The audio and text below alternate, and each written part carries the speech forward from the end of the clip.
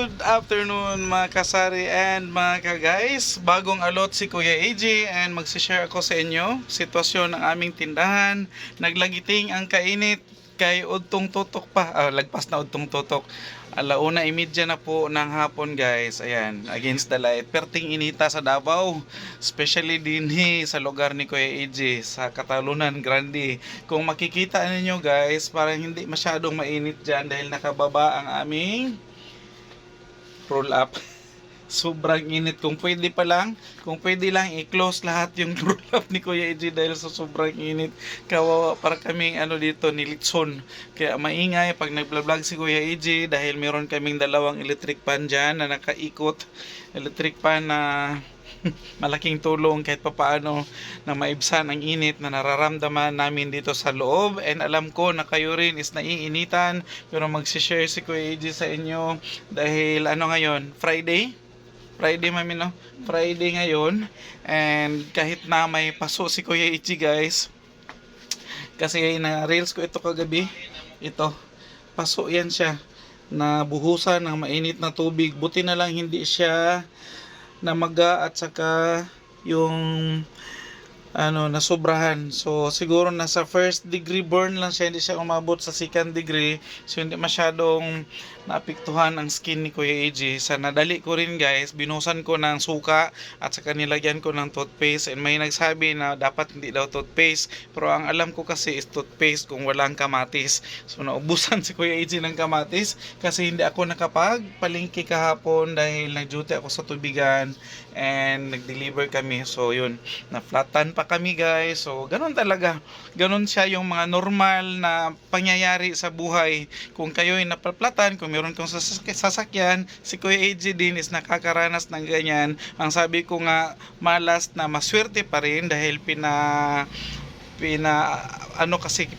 pinauwi talaga kami doon sa aming station, and after namin nag-deliver sa Dumalag, malayo-layo yun, out of Catalunan Grande na siya, pero nakauwi pa kami sa station bago siya nihiyos.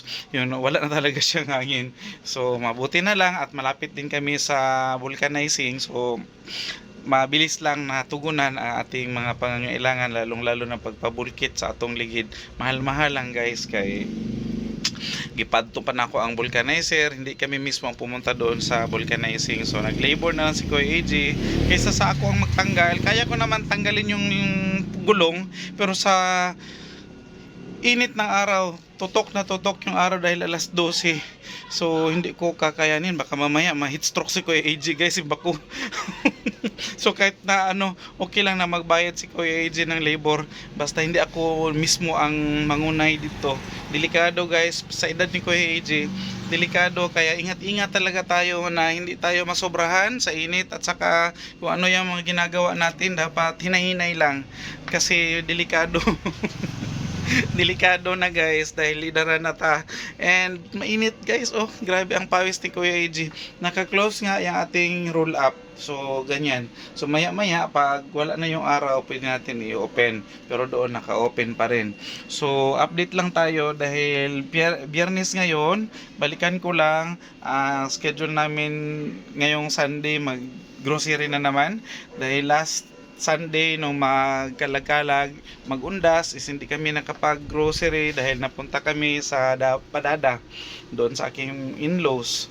And bago kami pumunta doon, napunta muna kami sa mama at sa papa ko dito sa Orchard para bumisita din sa kanilang mga puntod. And after dito, pumunta naman kami ng Dilsor sa probinsya para doon kami at tipon-tipon din mga in-laws ko, at saka uwi kami dito Sunday ginabi kami dahil sobrang traffic. Sobrang traffic sa may bandang Santa Cruz, grabe. Buti na lang maaga-aga si Kuya AJ dumaan doon, mga 4:00 pa. Kung nakadaan kami na mga 7:00, yung mga kapitbahay namin napunta din doon na part, nakauwi sila na 10:00, 11:00 ng gabi. Grabe, ilang oras nilang binagtas yung traffic doon sa may Tagabuli, Tuban. Santa Cruz. Grabe siya. So dito sa lagayan namin pala ng mga drinks, dati puno yan siya pati dito sa likod, ngayon bakante na. Bakante siya, bakante rin dito. Oh. Wala tayong Coke. At saka yung ano natin guys, ibang mga product dito wala na, hindi na siya available. So yan na lang, wala na tayong Dutch Mill, wala na tayong ano-ano pa yung mga nakapatong dyan. Dito sa ating mga dilata, maraming pahak-pahak. Kung nakikita ninyo is parang walang kulang. Maraming kulang yan guys. In advance ko na lang, ang likod niyan is bakante. Bakante ang likod. May mga ibang produkto pa naman, mga dilata na marami-rami pa, pero yung mga mabibilis mabenta is ubos na dahil mabilis nga siya mabenta. So yung mga naiwan dyan, although nabibenta pero hindi masyadong malakas, ang iba rin na damihan na din namin. So next grocery namin is hindi na namin kukunin. Dito sa baba, ganun din, marami ding kulang dyan, lalong lalo na yung ating mga chichirya guys, kunti na lang din, hindi pa naman ubos, pero marami na ring pahak-pahak dyan sa ating mga chichirya yan, pahak na yan. So ang naiwan dyan sa ating hanger is yung mga na medyo dinamihan namin ng bili, so andyan pa rin. So maubos pa rin yan siya guys next week, so hindi pa yan siya abutan ng pagkasira. And bagong dating yung ating bestseller na chicharon, hinahanap ito ng ating mga customers. Lagi yan sila naghahanap kung maubos na. Saka ito pala guys, share ko na lang din kasi nakabitay na yung ating sampalok na dinideliver ito dito. Actually meron siyang papromo na 10 packs plus 1. 10 packs plus 1, so magiging 11 yung bibili natin 10. So meron na tayong kita doon sa 10 na kukunin natin. At saka ito binibenta namin guys, tagpiso isa, pero meron kaming suki dito na mimili ng maramihan ganito. Tagpak-pak yung bilihin, minsan 10, minsan 6, minsan 5, minsan 3.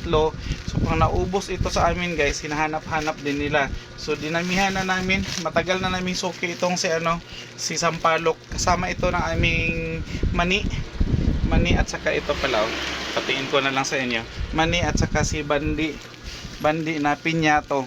Isang delivery lang ito. Ang kagandahan nito guys, siya talaga mismo yung nagre-repack at siya talaga mismo yung nagluluto ng ganito. So medyo hindi siya kuripot magbigay ng papromo. So meron talaga siyang papromo sa ating sampalok. Meron isang sampalok dito na nagdi-deliver, ayaw ng mga customers dahil kulang daw sa asim. Nagbiro pa nga siya na lalagyan na daw ng suka para aasim yung sampalok na kanyang competitor.